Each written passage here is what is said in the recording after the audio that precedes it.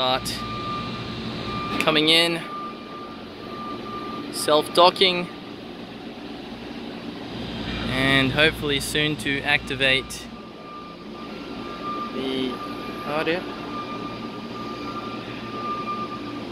UR robot over here that's waiting for it to dock.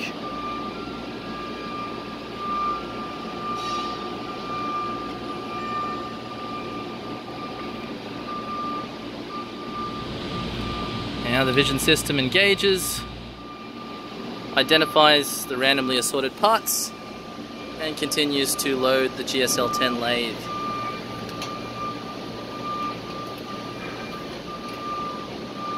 Here we have the brand new Robotiq E-Grippers in a dual hand configuration for load and unload.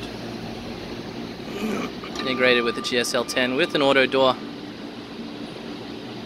You can see the system is dropping it off in the box and continuing along its way.